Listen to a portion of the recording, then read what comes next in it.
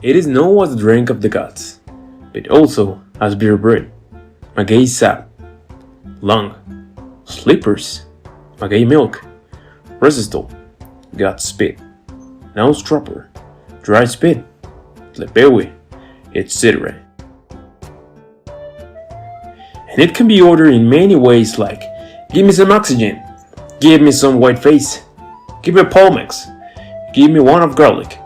Of course, because there is no cure. But its more serious names and of pre-Hispanic origin are Octli or Tlachicotón, who discovered this drink obtained it from certain species of maguey. We will never know, because all we have are legends of its history. And as Coco Basil says, es un elixir. This was so powerful that it got even Quetzalcoatl drunk, causing him with its bad drink to leave these lands. In the sky, Pulque, and it floats on the moon like a pot full of pulque that empties out during the lunar phases. This is related to the rabbit that seems to be there, as a image represented in with the moon each cell and a rabbit by its side. This is also related to the fact that the rabbit nibbled on the maguey, thus giving rise to the birth of the drink. Obviously, we also have the Maya well mother, with her 400 breasts feeding everyone with pulque as if it were milk, feeding the 400 pulque rabbits. Pulque itself is a process of transformation, of evolution, if you will, when applied to daily life, because it doesn't come into the world like this. As first, the aguamiel that comes out of the maguey is extracted, to then be stored and thus fermented, adding more aguamiel little by little, which ultimately caused the final fermentation. In its pre-Hispanic regions, we find in places where there are magueys of its type, having named protagonists in the Tlachiqueros, characters who for hundreds or even thousands of years have been involved in its extraction process, which has changed very little as they scrape the maguey in its center, literally making it blend, as the maguey produces the aguamiel. Then, for its extraction, they use the so-called acocote, which is instead into a herd of the maguey, extracting transparent liquid. But in the pre-Hispanic past, this drink was very restricted in its consumption. Even Nezahualcoyotl himself imposed penalties to prevent its consumption, where if you were Maceo and drank pulque without permission, the first time they will shear your head and square and the market, with your house looted and demolished. But if you relapsed the second time, you were killed. And if you were of noble class, even if it was the first time, you were sentenced to death. Es duro pero justo. Thus only in very special cases and with prior permission could they consume pulque, such as the elderly of 52 years, sick people, women who had just given birth or nourished themselves again, and men who performed heavy labor. Furthermore, there was a date in that their calendar dedicated to one of the divinities of Pulque, being that day and the name of the divinity called Ometochtli, or to a rabbit. It said that those born on the day were destined to get drunk throughout their lives. And only at weddings or in the 10th month of their year dedicated to that were adults allowed to get drunk, abstaining the rest of the year. But the drink was not only for celebrations, as it is said that it is consumed to alter the consciousness for some praise to connect with other planes, and thus interpret important omens for supernatural forces, but strict consumption, whose intakes, as we saw, could be a cause of death as punishment. With the arrival of the Spanish, this prohibition on pulque disappeared and the once scarred drink began to be commercialized, because the Spanish saw the economic benefit. So now only were lands taken, receiving the reward for the now called Indians in encomiendas. But now they exploited them by selling them the previous scarred drink from the Tree of Wonders, as the maguey is also called. And from a strict prohibition, its consumption became a daily practice, especially for the now lower castes and Indians, because the Spanish didn't like it much. In fact, they called pulque the wine of the Indians. And of course, what interested them about pulque was that they consumed it with logical economical benefit that began to be generated.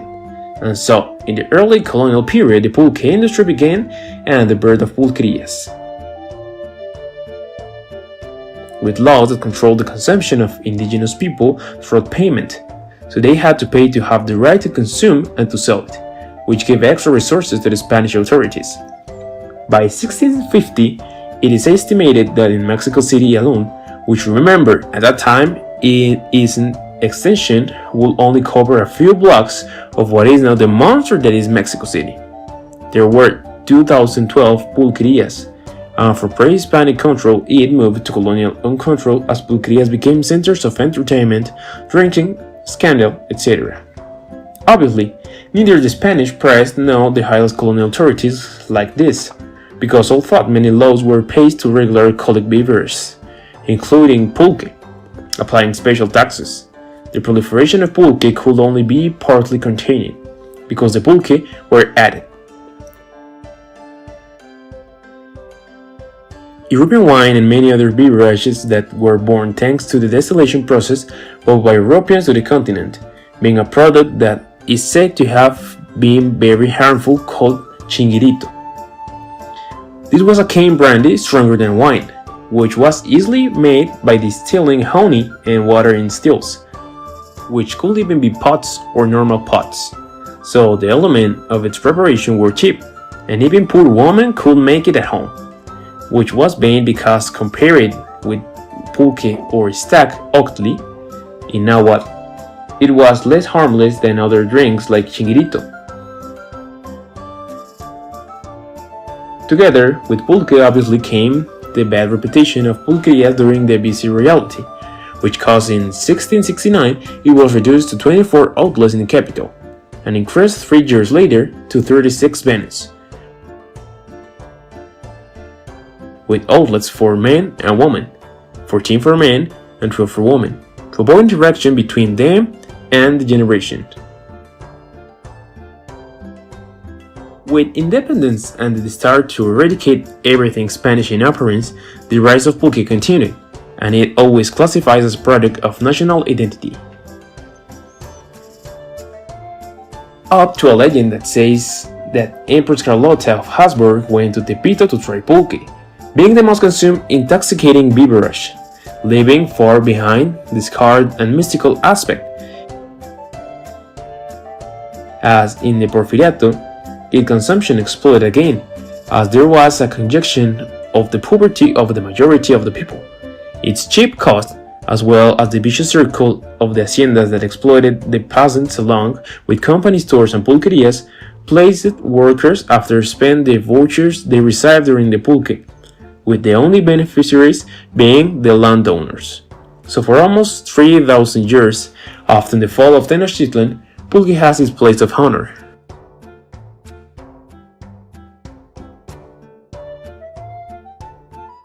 But this was displaced with the arrival of beer, because at the end of the 9th century, even the arrival of brewing companies to the country, these companies began to give it a bad reputation, to reduce its consumption and simultaneously increase the consumption of beer, because it was said that pulque was unhygienic, and that it was a drink of the poor. The most famous myth of its supposed unhygienic preparation being the dough in the pulque. The dough in the pulque supposedly tried to say that in preparation there was a secret ingredient that gave it more flavor and richness, and the secret elements was to use animal or human excrement. The dough consisted of covering cow or human excrement with a cloth of sky blanket, then deposit in drums or containers where pulque was stored. Obviously this was not true, but myths like this caused people to stop consuming pulque, preferring beer, as it continues to this day. And paradoxes of life, the drink that was given fame for being a drink for the poor, today there are even fancy places where pulque is consumed in different presentations. Thus pulque has had a millenary, rich, contradictory, and difficult life, as it went through several prohibitions. It was the subject of myths and fantastic legends. It was defamed and underestimated, despite its nutritional properties. However, Tlachicotón has written many pages of our history, but in the pre-Hispanic past and in the present. And you, have you tasted the elixir of the gods?